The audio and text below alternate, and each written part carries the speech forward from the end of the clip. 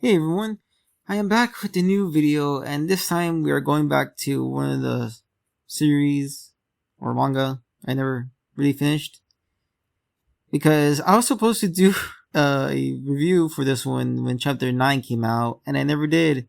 And they're already like in chapter 11, if I'm not mistaken. So, yeah, I had to read all 3 chapters. And now we're going to do a review in all 3 chapters. Anyway, the one I'm talking about is swop, and I hope I'm getting the name right because it's been a while since I attempted to say the title and attempted to say the characters' names. Because if any of you have seen the previous videos for the reviews for this manga, I am not good with half these characters' names. And yeah, it's even funny how I think it was around chapter 8 that I think it was a creator sent me a little voice message on how to say the characters' names, and I don't have that message anymore. And I used that to help me practice for chapter 9, and I never did chapter 9. So, yeah, get ready to see me mess up all these names again. So, here we go. Anyway, where we last left off in chapter 8, it was when it was the 3rd lieutenant guy for the mafia. I'm just gonna say it, Kamaru. I think that's how you say his name. I guess. I forgot. It's been a while again. So, anyway, we get to see him and see, I guess he gets information from our main character, and here we go again. Caesar. I think that's how you say his name. I have no idea. But yeah, he gets information about our main character and basically just gets information about him. And we see our main character blow up some vehicles. And that's where chapter 8 left off at, honestly. Now, for chapter 9, it's basically just our main character or our main duo. Again, Caesar and Hank Jr. I think I'm saying the main character's name right. If not, then someone again correct me, because I have trouble with this guy's name so much, and it's gonna take so long for me to actually get his name right. Anyway, we see these two just leaving the park because that's where they left the other bunnies or rabbits. They take them to the park and they leave. Well, after destroying the police vehicles, of course, they leave and they remember, oh yeah, Hank has been waiting for us to get back. It's already like midnight, I guess, or in the middle of the night already. But while they're heading back, they get lost and they're there arguing with each other because I guess Hank Jr. was supposed to know the way back, and I guess they didn't know the way back. So they end up seeing a little bar and are like, you know what? Let's take a little detour. Because we're already late, might as well just take a little detour. While proceeding to head to that bar, the 3rd lieutenant of the mafia was sending out a message to his members, saying, like, telling them to watch out for, well, our main character by describing how he looks like in the message. And when they got that message, they kind of thought, oh, this is a weird message. Like, who's gonna be wearing this? And they thought it was a joke or something. But sure enough, Caesar, or Size, I can't say his name. He walks by them into the bar, and there's this like, what do you know? He's real.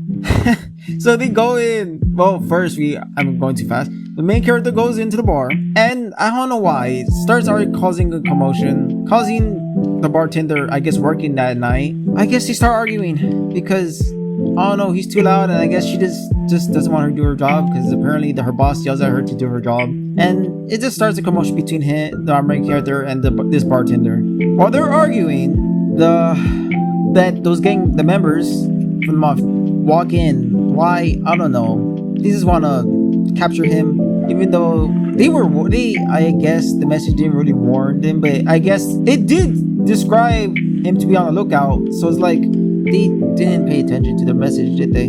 Because they're supposed to be on the lookout for him, and yet they want to capture him right away. So anyway, they try to attempt to capture him while he's in the argument with this bartender, and it doesn't go well because this guy, he's already just knocking them out. I don't know why they thought it was going to be easy to capture him. But that's where basically chapter 9 leaves off. Is just him entering the bar and then him starting commotion and then mafia members trying to attack him. And chapter 10 picks up where it left off because he's still in the fight. He's still fighting with them. And we just see this bartender that he was arguing with, I guess, is watching. But then things start to escalate because this bartender gets into the middle of the fight. And you wanna know why? Because one of these mafia members knocked down her drink out of her hand while she was just wanting to drink and enjoy the show, because why not? But I don't know what possessed them, to just bump into her and drop her drink. So yeah, doing that made her mad, of course. She knocked out her drink out of her hand, and she ended up joining the fight, helping our main character knock out these mafia members to the point where, oh, they were winning, of course. That this is the big member of that little group, I guess, got tired of losing and just, of course, brings out a weapon. And yet that didn't work either, because he thought if he held the bartender hostage, our main character will stop. Nope, think again. Because we end up learning something cool about this bartender, and that's where chapter 10 leaves off. Quick and simple.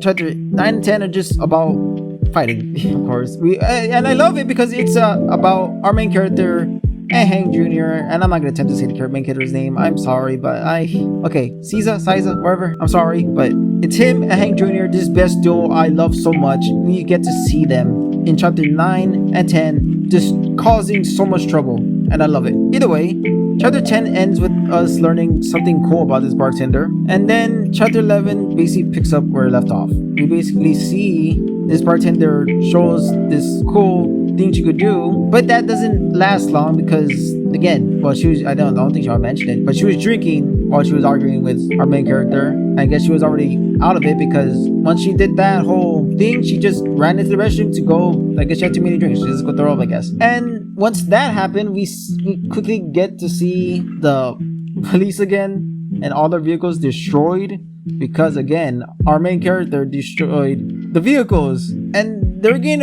trying to figure out what was going on. Well, they knew who it was, but they're trying to think of what they could do and how to report this to their chief. But while they were doing that, doing little investigations, they got news about the bigger commotion going on at the bar. What was it called? Little Lamb Bar, something like that. Anyway, they got the news about it, and they heard, oh, it's the same guy. It's the boy with the rabbit hoodie. It's him again. So they decide, okay, A for effort, but they decide to go try to capture him, but in a big crowd of police.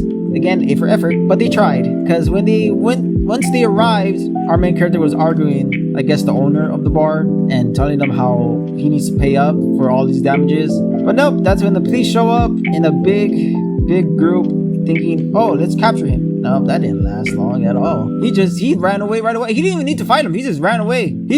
He jumped, I guess, he ran past some of them, jumped on top of one of the hoods of the car, and just, now he's in the sky for some odd reason. And sure enough, I agree with him. This is going to be a long night, because he's the one to find his way back to Hank's place. And nope, sure enough, it just keeps getting worse for him. And honestly, that's where we last see this duo cause trouble, because it goes right back to Michelle. I think I'm saying her name right. It's been a while since I read this series, but we get to see her again, and I guess after what happened with her, she's just relaxing basically, and that's it. It's just her relaxing and her trying to call her friend Rose, because again, she kind of did leave her friends after escaping the police, so she's just calling them to see what happened in their end. And that's pretty much it.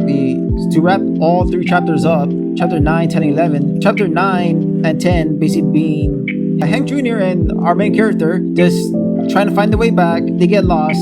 They take a detour into a bar. They get followed by mafia members. They beat up some of those mafia members before the bartender he was arguing with joins in the fight. They win. The police storm the bar, and our main duo escape. And then we see Michelle again. That's pretty much it. That's the quickest way I could summarize all three chapters. So yeah.